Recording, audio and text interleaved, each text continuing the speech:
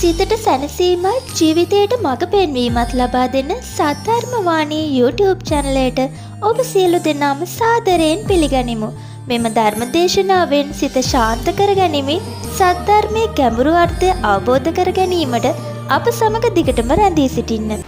ඔය කියලා තියෙනවා අර මොකක් හරි ඇවිස්සලා අපි කලබල වෙයි. ඔය මොකකින් හරි කමක් නැහැ හාමුදුරනේ බණ 10ක්වත් කැන්සල් වෙනවනේ. ඒ කියන්නේ මොකක් හරි වෙලා මොකේද ටිකක් පන්සලට වෙලා ඉන්න. පින්නදුනි මගේ විදේශ ධර්මදේශනා වලට එක එම්බසියට හාමුදුරනේ පෙත්සන් 8 ගානේ ගිහින් තියෙනවා. කොහමද? ඇයි මේ මුස්ලිම් මලා තාත්තලා වුණත් දැන් හරියට බණ අහනවනේ. පෞගේ දවස්වල පල්ලි 17ක සභාපතිය ආවා. කුරුණෑගල මුස්ලිම් පල්ලි 17ක. අද කතෝලික තරුණයෙක් ආවා. මේ නත්තල් දවසේ උදේම පල්ලි ගිහින් හාමුදුරුව බලන්නලු ආවේ. මේ ධර්මයේ ආශ්චර්යනේ. මං කිව්වා අපේ මුස්ලිම් අම්මලාට තාත්තලාට ඕව නග ගන්න එපා මම මරයි කියලා. ඉමක් කොනක් නැතුව පස්සර ධර්මදේශනා විවරලා එනකොට මෞලවි පල්ලියේ සභාපති එළියට බහැලා හරි සතුටින් කතා කරනවා. අපි අහන්නේ ඔයාගේ බණ. වෙනතුනේ මේ බබලන්නේ ව්‍යාප්ත වෙන්නේ භාග්‍යවත් බුදුරජාණන් වහන්සේගේ ශාසනය අරහත් ධජය බබලන්නේ මේ තරුණ මහත්තුරු එක්කව වෙන්නේ මොකේද? සම්දිට්ඨිකෝ සාන්දෘෂ්ටික ධර්මයේ ප්‍රතිඵල භුක්ති විඳින්න. ඒ නිසා මං කියන්නේ තර ඔයත්තන්ට දරා ගන්න අමාරු නම් ඊට වඩා අමාරුයි භික්ෂුන් වහන්සේලාට දරාගෙන ජීවත් වෙන්න. කලබල වෙන්න එපා. ඒ මිනිස්සේ අපේ මොකට හරි වන්නන්නයින් ගැහුවා කියලා අපිත් ගහන්න ඕනද? බලාගෙන ඉන්නවනේ මොකක් හරි වෙනකන්. දැන් ඔය එව්වනම්ම කැතකම් හොඳේ. අර පහුගිය කාලේ දැන් වෙල් ගලලා වෙල් වලට වැලි ගහලා තියෙනවනේ. ඕක ඇද ගන්න දෙන්නේ නැහනේ. මේ වෙලට ගහලා තියෙන වැලි ටික. වෙනතුනේ තින් අය හිඳ හරියක අයින් කරන්න එපා. ඕකට උදැල්ල අරන් බහපු ගම වන්නන්න අයින් ගහනවා. මේ පැත්තෙම ගෙවල් හදන්න. ඔය ඉතින් කොල්ලෝනේ ඉතින් ඔය ටික ටික ගොඩ දානවා. අවක දැම්මා කියලා රජ වෙන්නයි පින්නතුනේ. සමහරු ගෙවල් වලට වැලි ගේන්නේ රෑද දවල්ද? පාන්දර 3ට විතර නෙමෙයිද ගෙනල්ලා බාන්නේ. එච්චරටම වෛරයක් ඊර්ෂ්‍යාවක් නැති මිනිස්සු ගම් වල ඉන්නේ. සමහරු ඇහැරලා බලාගෙන ඉන්නවනේ. වැලි බාන බෑවනම් කෝල් කරුවා. 2026 නම් ඕව කරන්න එපා හොඳේ. පුරුදු වෙන්න. ගයක් හදන්නනේ. ඔය තේකක පුඩක්වත් කපන්න බෑ. මේක වනසනවා නම් කමක් නැහැ. අර රැක් තවාලක් නැතුව කොහෙන් හරි වැලි ටිකක් එක්කහුව කරලා වෙනතුනේ වැලි වලින් ගෙවල් හදන්න නැතු මොනාගෙන් හදන්නද? මේ ගෙවල්නේ හදන්නේ ඉන්නනේ හදන්නේ. මං කියන්නේ 2026 තව කෙනෙක් දියුණු වෙනකොට තව කෙනෙක් නැගී ඉන්නකොට හිතවලට එන ඊර්ෂ්‍යාවවත් නවත්තන්න. මේ කියපු බණේ මොකවත්ම ගන්න බැරි නම් අනෙකගේ සැප සතුට දියුණුව වෙනුවෙන් සතුටු වෙන්න ආශිර්වාද කරන්නවත් පුරුදු වෙන්න මම ප්‍රාර්ථනා කරනවා. ඒ සඳහා අවශ්‍ය ධෛර්යය වෙනතුනි මේ හදවතින්මයි දේශනා කරන්න. මුදිතාව වඩන්න. කිසි කෙනෙකුට ඊර්ෂ්‍යා කරන්න එපා.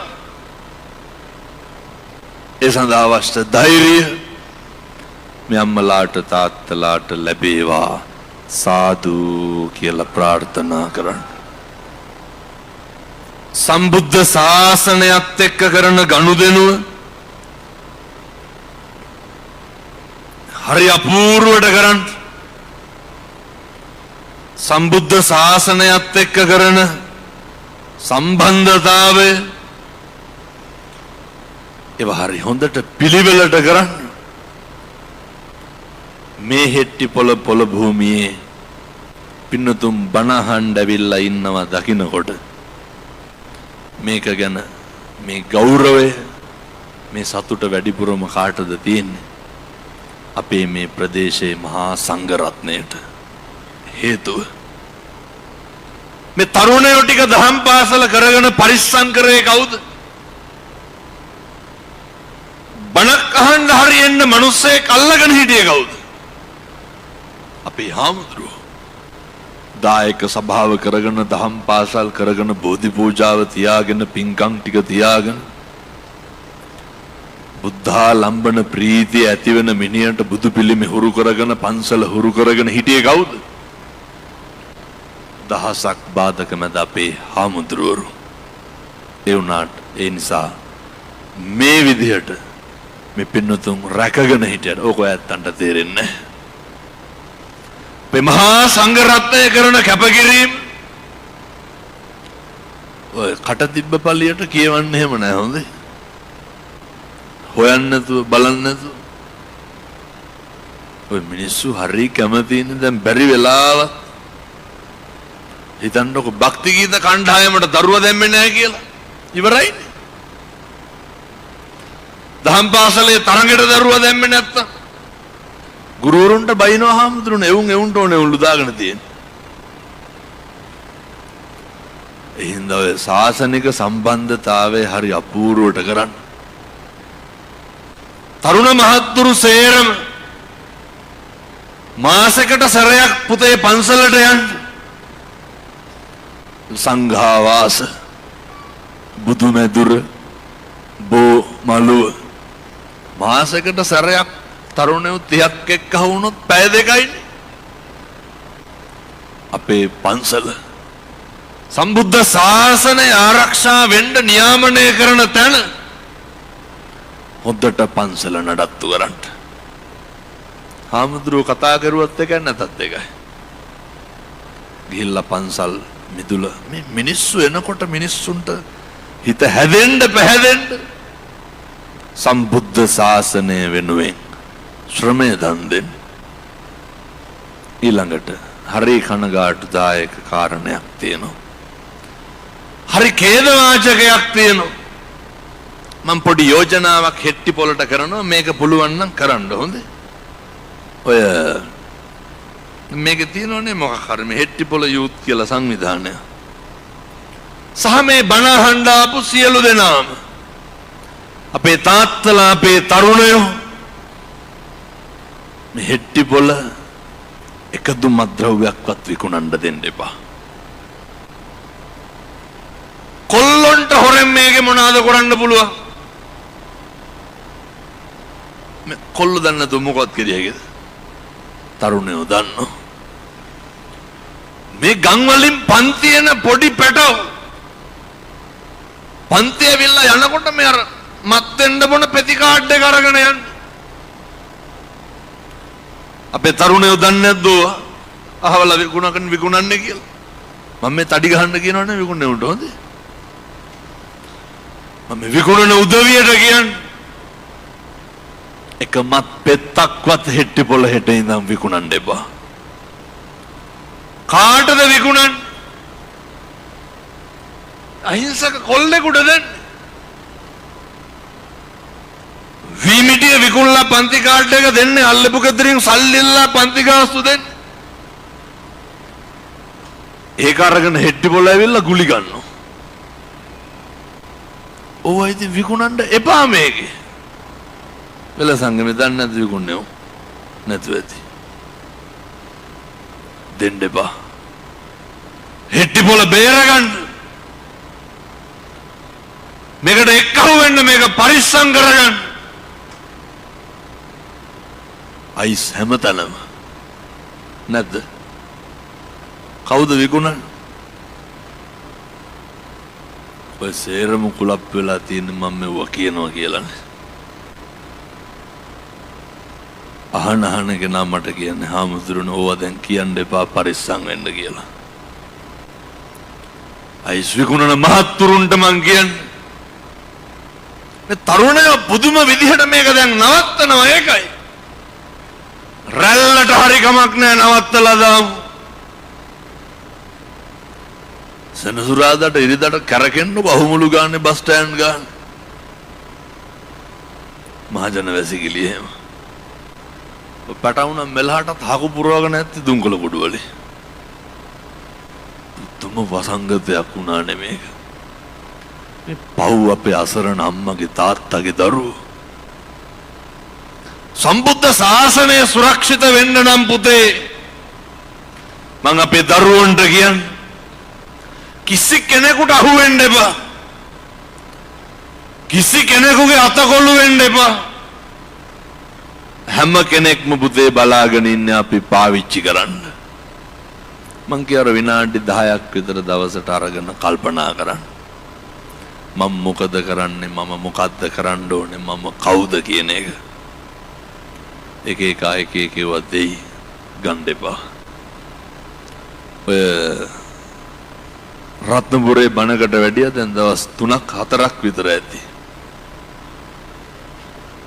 එනකොට එළියට ඇවිල්ලා කියනවා මම කවුද කියලා මෙහි පොලිසි වලින් අහන්නලු.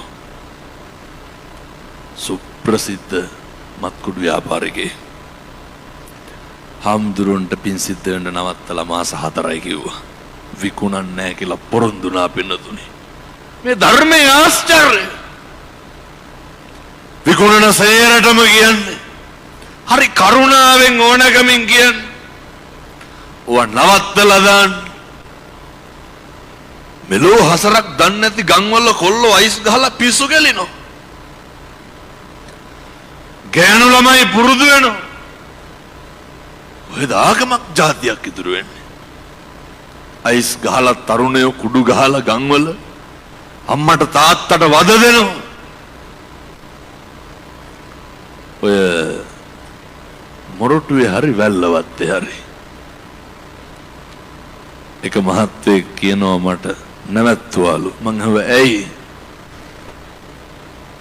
ගොඩක් මේ කාලේ තරුණයෝ බනහන කාලෙනේ.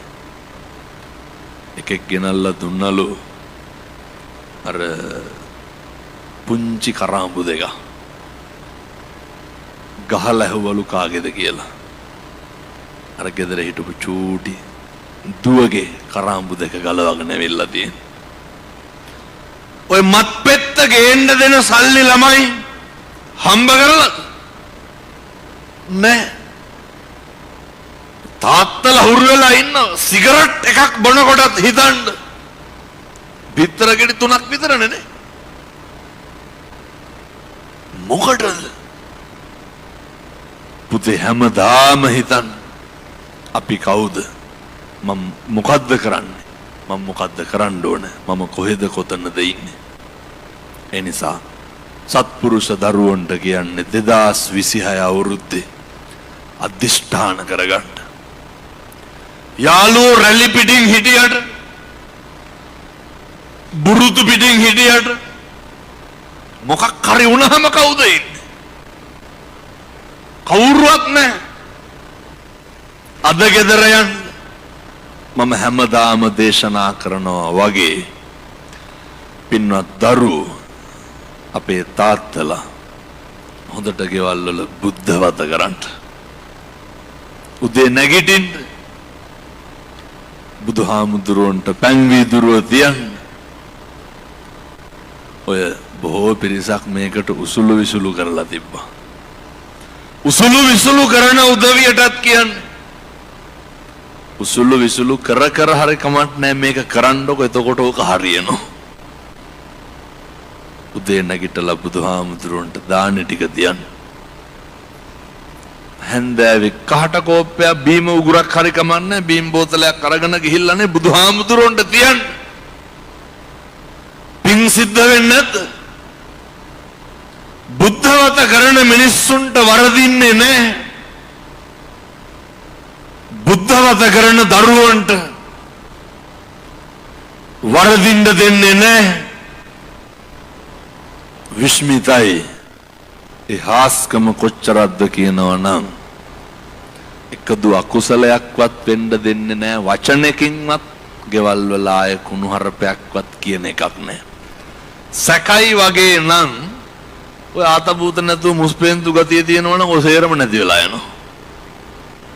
කරන්න ඕන දේ මනසට එනවා. හිත පිරිසුදු වෙනවා. හෙට උදේ ඉඳන් සති 3ක් කරන්න. හෙට ඉර පායනවා සත්තයි.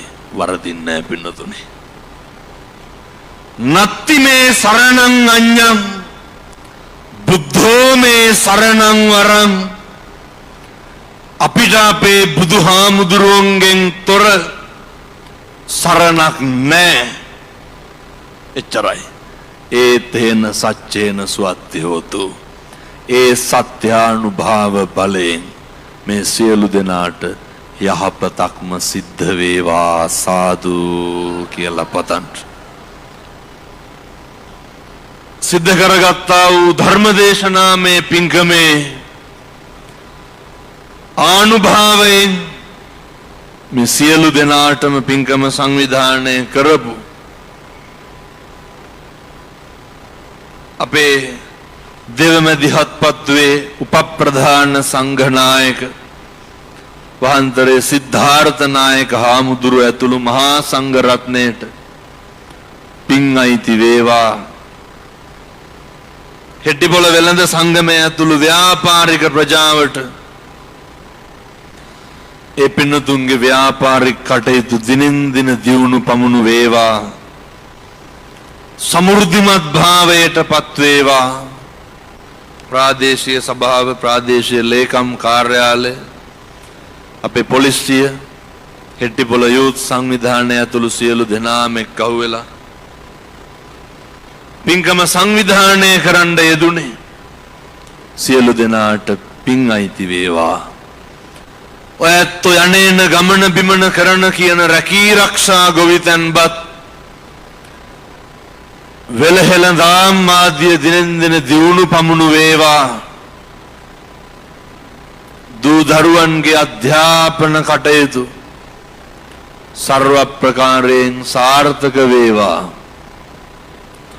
හදපු වඩපු අම්මට තාත්තට ගුරුවරුන්ට දෙමව්පියන්ට පින් අයිති වේවා. පින්නතුනි අද ඉඳන්වත් ගෙදර අම්මලා තාත්තලා දරුවෝ හරි හොඳට සත්පුරුෂෝ විදියට සතුටින් ඉන්න. අම්මලා තාත්තලා කවදාවත් මින් මනත කිසි කෙනෙකුට හිරිහැරයක් කරන්න එපා. අඩුම තරම හෙට ඉඳන් කාටවත් තෝ කියලාවත් කතා කරන්න එපා. හෙට ඉඳන් කිසි කෙනෙකුගේ හිතක් රිදෙන්න කුණුහරුපයක්වත් කියන්න එපා. හරි හොඳට ඉන්න. මෙහෙම දේශනා කරන්න හේතුවක් තියෙනවා. අපි මැරෙන මිනිස්සුනේ පින්නතුනි. අපි ජරාවටපත් වෙන උදවිය, අපි ව්‍යාධියටපත් වෙන උදවිය සියල්ල අතෑරලා සියල්ල දාලා දුක් විඳලා මැරෙන්න ඉන්න මිනිස්සු මෙතන කවුරුවත් නැහැ. අවුරුදු 7-800ක් ජීවත් වෙන පින්නතු මේවා හොඳට කල්පනා කරන්න. සිත කය වචනය තුන්දොර සංවර කරගෙන ජීවත් වෙන්න. ඒ සඳහා අවශ්‍ය ධෛර්යය ඔබ සියලු දෙනාට ලැබේවා. මම හදපු වඩපු අම්මට තාත්තට ගුරුවරුන්ට දෙමව්පියන්ට මගේ ලොකු හාමුදුරුවන්ට මගේ අයියට මගේ දායකයින්ට පින් අයිති වේවා. සංසාරේ කවදාවත් මේ කිසි කෙනෙකුට ලෙඩක් දුකක් කරදරයක් නම් හැදෙන්න එපා. සංසාරේ කවදාවත් අකල් මරණයකට සහ පිපාසාවකට ගොදුරු වෙන්න එපා. සසර වසනතුරු නිවන් දකින්නතුරු දිව්‍ය ලෝක මනුෂ්‍ය ලෝකවල උපදින්න ඕනේ. සසර කෙලවර පතන උතුම් බෝධියකින් අමා මහ නිවන සාක්ෂාත් කරගන්න මේ පින් සසරට පාරමිතාවක් වේවා. සාදු සාදු සාදු